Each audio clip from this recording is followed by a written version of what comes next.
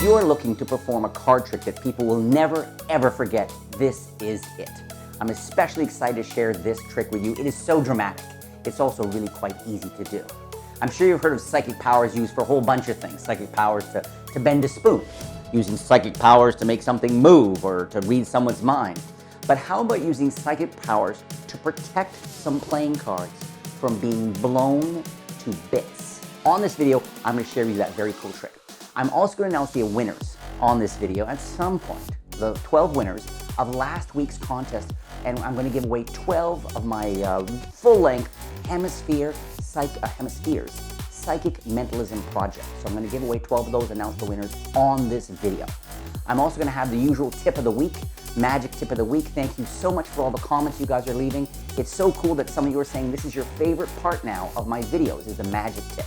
So there's a magic tip on this video as well. And I'm going to ask you the magic question of the week, a particularly thoughtful and intriguing question this week. And you're going to have a chance to win one of 12 of my plastic surgery tricks. Very cool trick where you snap a royalty card from a coffee shop and then you fuse the piece right onto the card itself. Looks great, everything will be examined. Very cool trick to kind of carry in your wallet and do really organic feel to it. So all that is going to be coming at you right now. This week, I'm giving away 12 of my plastic surgery snapped and restored tricks. Very cool trick, carry it around in your pocket, easy to do. For your chance to enter this contest, all you have to do is leave a comment down below and answer this question. Should you dumb down your magic presentations? Now by dumb down, I mean, don't use too many fancy words, maybe not too much. Make sure that in your presentations, when you're interacting with people, try to keep everything you say and do as broad appeal as possible. So not too unique, not too smart, because you and I are smart and people are not always that smart. So should you maybe dumb down your presentation or not? Now this might seem a simple question, but actually it's important when going into places where people may have been drinking. People have a wide variety of education levels. People do and have different values. So should you dumb it down or should you not? Should you keep your presentations as intelligent, as unique as you can? Okay, I think it's a really interesting double-sided question. Leave a comment down below and let me know your thoughts on this question. Should you dumb down your presentations in magic? Leave a comment for your chance to win one of 12 of my plastic surgery tricks. You make a little slit in the back of the case, okay, in the back of the case. Then remove the cards from the case and use a pencil to widen up that little slit there and put the pencil all the way through. So what that's going to leave you with is a nice round hole that turns out to be the perfect size for a pretty standard firecracker. You're going to be forcing, in this case, a 4 of diamonds. I like using a playing card with lots of white on it, okay, lots of white on the face, because I have a duplicate 4 of diamonds here. And what I've done is I've taken the 4 and I've ripped it into some pretty rough, not just in quarters, but in 5ths, 6ths, 7ths, some pretty rough looking pieces. Then I took the lighter and I actually waved it and I burnt the edges of a lot of the pieces. What you end up with are pieces of playing cards that look exactly like a card that's been blown to bits. You have the pieces here, right? Have all this then loaded inside here with the loose pieces going in along with the card case. That way, if you want, you can start the trick literally by taking out your cards, open the flap, taking out the full pack, and as you take it out, you want to make sure, of course, that all the loose pieces stay behind, right? This goes down here like this. You can go into your card tricks. When it comes time for me to do this big, crazy closing trick, what I do is, look, we're going to use, what I say to people is, look, I'm going to use a few playing cards here. Let's see, we'll use this one, and we'll use, let's say, this one here, and wait a second, rather than me taking the cards out, I'm going to have you, actually, because I need you to think of one card in particular. And you're going to be the one to actually narrow it down for me, all right? Now, of course, guys, while I was saying I'm going to go through this, and then that dramatic shift presentational when I say, wait a second, I want you to do it, all I did when I went through the cards was cut the 4 to the top of the deck, right? All under a little presentation misdirection kind of thing. So now it's on top. Now I force the 4 of diamonds. You can use any force, okay? Let's say we're just going to use the good old riffle force. Where I cut the pack, keep a break with my pinky, go down, they call stop. I don't even remove the cards from the I sort of say, okay, here, take a little peek. And the card they see, it's nice. The image here is dramatic and powerful because they can see the card never even left the deck. Very different than when I do this. Here it looks like the card never left the deck, and then you can square it in. Looks very fair. Hand the cards to someone, have them shuffle them up.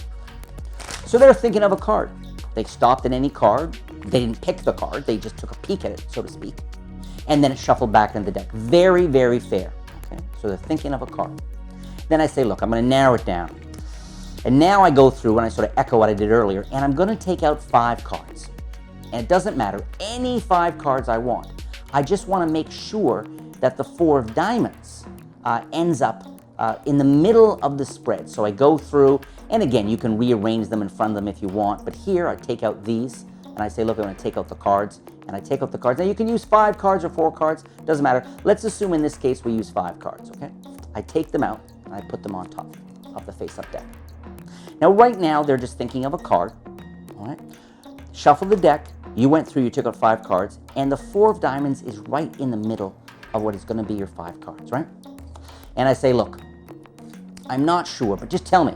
Don't indicate, don't point, don't wink, don't whisper. But is one of the cards you're thinking of one of these 5 cards? And they say yes or no. They say yes, of course.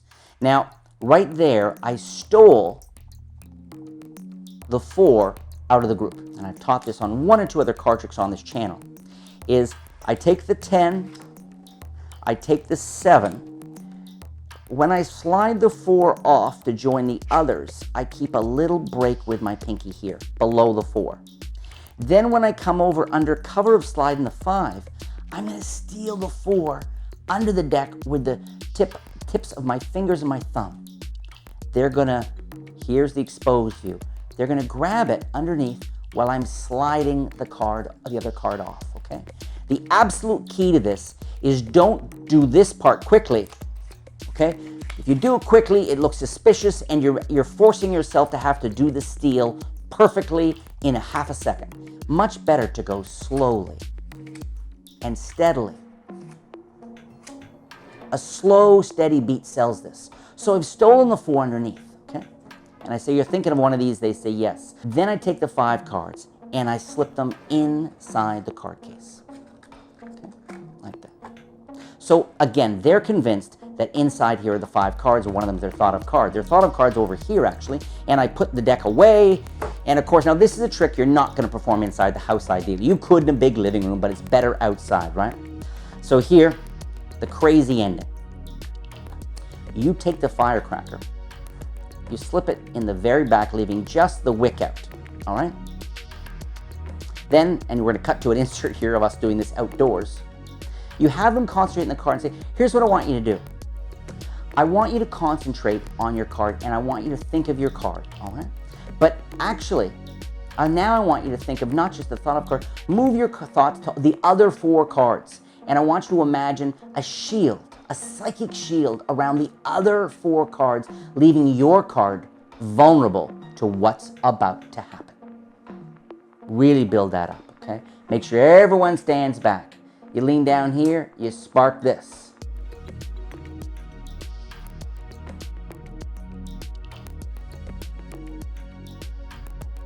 These cards are going to be flung all over the place. You'll find some of them 3 feet away, some of them 6 feet away.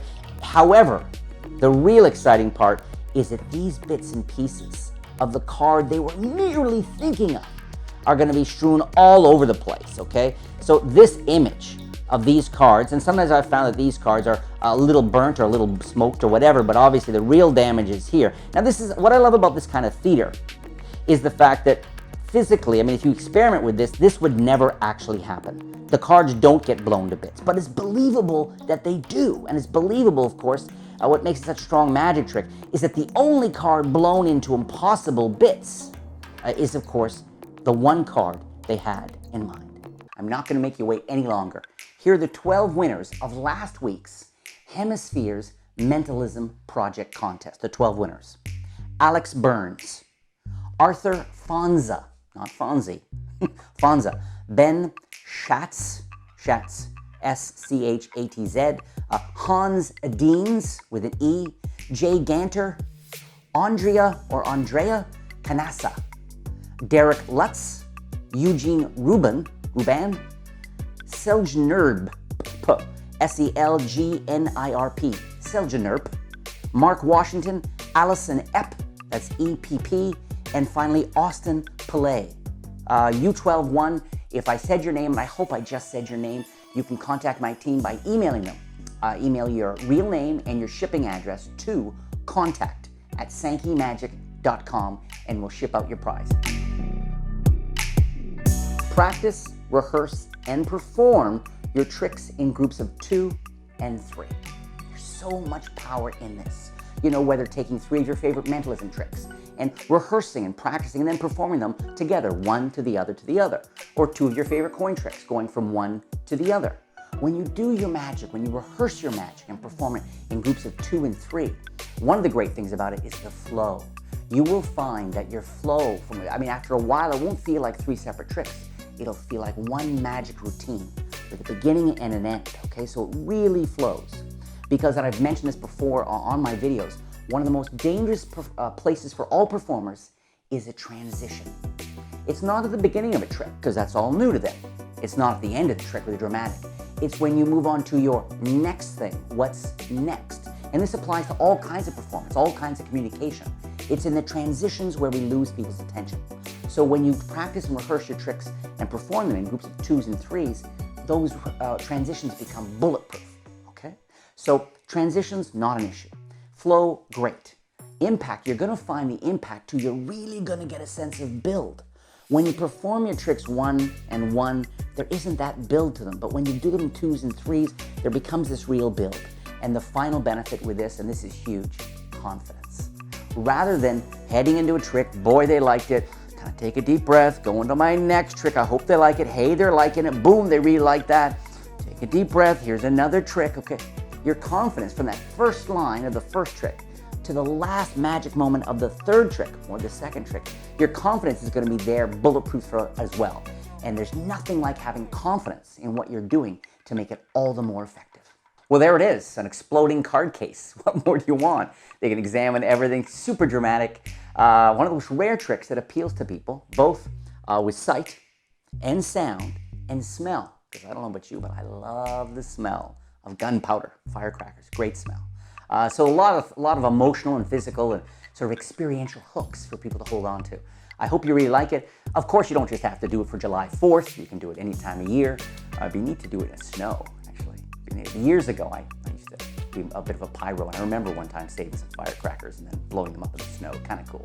So practice it, of course. Give it the sort of focus it deserves. Keep it simple. Don't get caught up in a whole lot of presentation around this one. This one just hits them right between the eyes. I hope you really enjoy it. And don't miss your chance to win one of 12 of my plastic surgery tricks.